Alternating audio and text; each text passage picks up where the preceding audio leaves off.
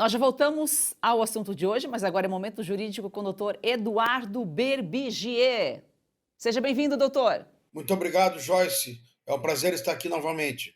Nós precisamos, doutor, repercutir aqui dois assuntos: a proibição da produção de tilápia e importação da tilápia.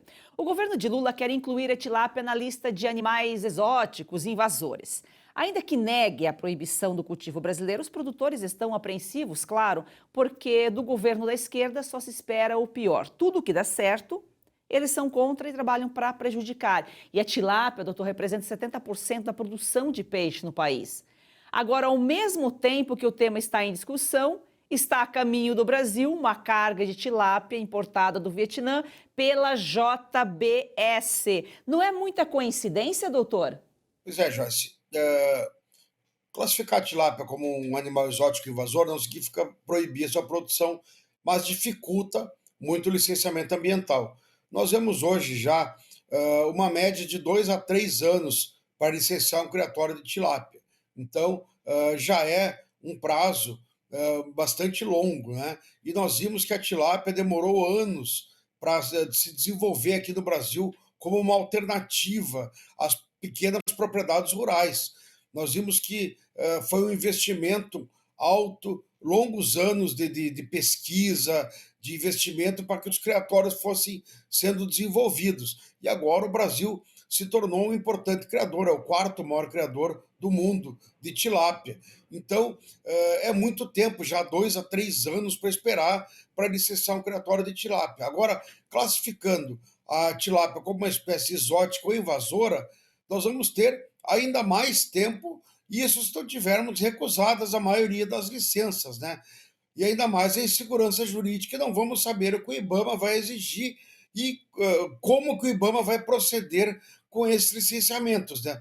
Nós temos aí outras espécies classificadas como exóticas e invasoras, e o IBAMA restringe a poucos locais do Brasil, o IBAMA restringe a poucas licenças por ano, enfim, o IBAMA cria uma burocracia gigantesca para licenciar esses criatórios, o preço é alto, precisa de consultorias para que esses criatórios sejam licenciados. Então, quer dizer, uma cadeia produtiva que vinha se desenvolvendo já, o Brasil como o quarto maior criador do mundo, depois de anos de sofrimento, de investimento, agora o Brasil vem e joga essa água de água fria, esse balde de água fria, e ainda começa a permitir a importação da Ásia, do Vietnã, que é um grande criador, e outra, né? É difícil competir com os países asiáticos, porque vamos lembrar, não tem uma legislação trabalhista como a nossa, então o custo de produção deles é muito menor do que o nosso,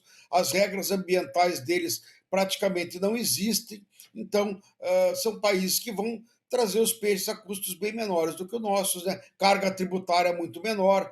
Então, o Brasil sabe o agronegócio mais uma vez, né? Criando regras difíceis para os nossos produtores e permitindo a entrada de concorrentes com custos muito menores e com regras muito mais frouxas do que os nossos, né? Não sei o que o governo quer, mais uma vez, sabotando uma cadeia importante do nosso agronegócio. Concorrência desleal, procedência duvidosa. No ano passado, houve uma repercussão toda quando o governo já tinha permitido essa importação do Vietnã, né? E veio essa questão da criação lá, é totalmente desigual, não tem a qualidade, não tem investimento, não tem a tecnologia que é aqui no Brasil. E aí, JBS envolvida, fica aí a seu critério os comentários. Também falando sobre a crise do leite, né, doutor? Já mostramos aqui que os produtores do leite estão à beira de um colapso. Não sabem se compram ração para a vaca ou alimento para a família. Mais um desmonte do governo da esquerda. Com a liberação da importação do leite imposta, para você entender, que não se sabe a procedência também, qualidade e tudo mais, que estão ali na mistura, o preço para o produtor brasileiro aqui cai, só que os custos de produção se mantêm elevado. Claro que a conta não fecha. Mas pegando esse gancho, doutor, de como o governo brasileiro trabalha contra o agro, ao contrário de qualquer outro país. A França, por exemplo, já se mostrou contrária ao acordo do Mercosul, que está aí há anos, né, sendo discutido, justamente por quê? Para proteger os produtores franceses. bem diferente. O único que quer prejudicar o produtor brasileiro é o Lula, é a esquerda, porque o agro é o que dá certo nesse país, eles são contra o que dá certo. Mas até quando, doutor, o produtor brasileiro vai aguentar ser sufocado?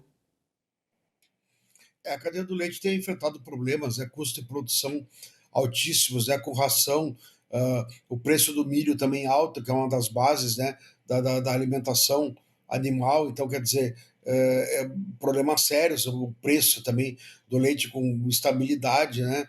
Então, já é uma cadeia que vem sofrendo há bastante tempo. A questão da importação do leite em pó, mais uma vez o governo permitindo aí a entrada com uma certa frouxidão aí desse produto, o que aí vai prejudicar ainda mais o produtor local. Isso mostra que o nosso governo não tem a proteção aos nossos produtores locais que outros países têm.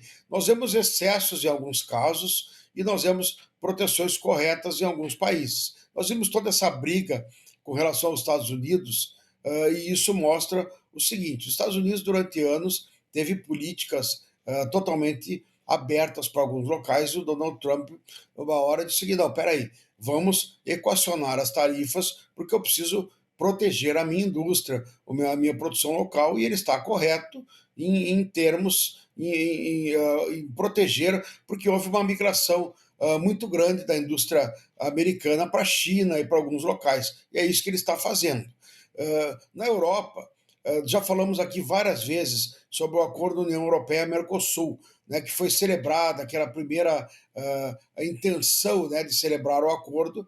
E eu já falei aqui algumas vezes, inclusive estive na Europa, em alguns países, vendo que a maioria dos países é contra, inclusive liderados pela França, que é a segunda maior economia europeia, né, depois da Alemanha, e a França protege seus produtores. Então, eles protegem de forma aguerrida, inclusive levantando dúvidas totalmente infundadas sobre a questão ambiental brasileira. Lembrando que o Brasil tem uma legislação ambiental mais rígida do que a França, no que diz respeito a código florestal, a preservação de matas nativas. Temos uma legislação mais rígida do que a França, e a França usa isso contra o Brasil, até usando inverdades para proteger os seus produtores. Então, os países protegem muito os seus produtores locais. Então, o Brasil não precisaria chegar ao extremo da União Europeia de fornecer subsídios, enfim, até porque a União Europeia faz isso porque não tem área,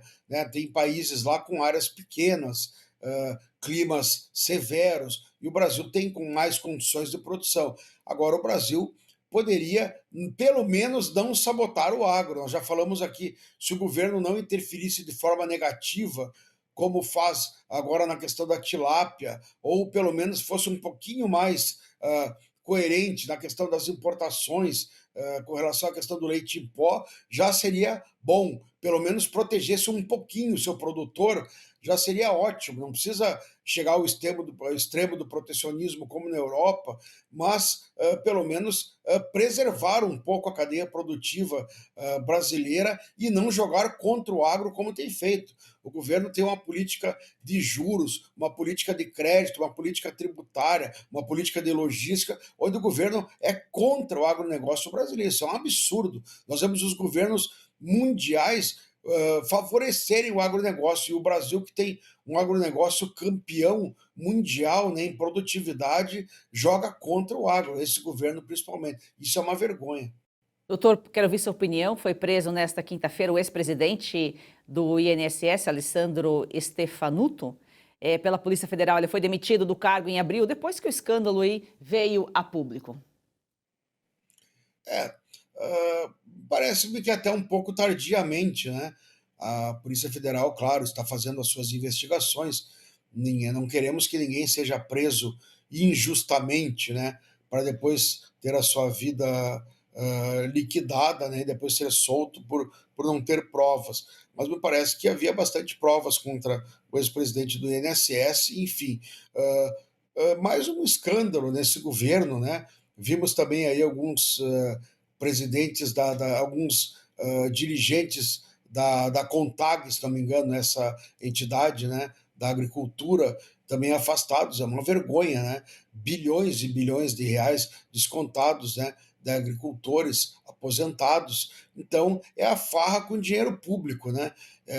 São aposentados que não têm a mínima noção do que está sendo feito com o seu dinheiro, que ganham aí um salário mínimo, e para eles R$ 50 faz a diferença entre, às vezes, comprar uma medicação ou se alimentar um pouco melhor, né? E nós vemos aí espertalhões desviando bilhões de reais para comprar carros de luxo, né? Gastar com barcos, com casas nababescas e tirar de pessoas que precisam. Então, isso precisa ser punido, né? Essa finalidade pedagógica, como se diz, né? Para que essas pessoas entendam que realmente há punição, né? Da cadeia, roubar do aposentado, roubar dinheiro público, precisa ter uma punição severa. Nós tivemos péssimos exemplos aí ultimamente, né? Mensalão, Petrolão, tantos crimes que foram comprovados contra o dinheiro público e as pessoas depois foram soltas e estão aí mandando no governo federal, mandando no Congresso Nacional, soltos como se nada tivesse acontecido. Isso é um péssimo exemplo, né, para a população em geral, para as novas gerações. Isso dá uma impressão de que no Brasil pode tudo, né? Você pode roubar o dinheiro público, você pode roubar de quem você quiser e não acontece nada, e você pode depois ser presidente da República, ser senador, ser deputado, como se nada tivesse acontecido. Isso é muito ruim, né? Como que você vai educar um filho, um neto, dizendo que o crime não compensa, que você não pode lesar ninguém, roubar o dinheiro público, sendo que depois você tem alguém como senador da República, sendo que houve provas de que ele roubou o dinheiro público. Então, tem que ser isso mesmo, tem que prender. Foi ministro, foi presidente do INSS, roubou dinheiro público, tem que estar na cadeia mesmo. Então, eu acho que a Polícia Federal tem que fazer o seu papel, mas espero que continue, se houver provas, que continue preso, né? E que essa CPI do INSS, CPMI, e que a investigação da Polícia Federal não pare por aí, né? E continue o seu caminho e continue pegando mais gente, inclusive os maiores, né, que estão por trás disso. Que assim seja, doutor. Muitíssimo obrigado, um excelente final de semana. Obrigado igualmente, Joyce, a você e nossos telespectadores.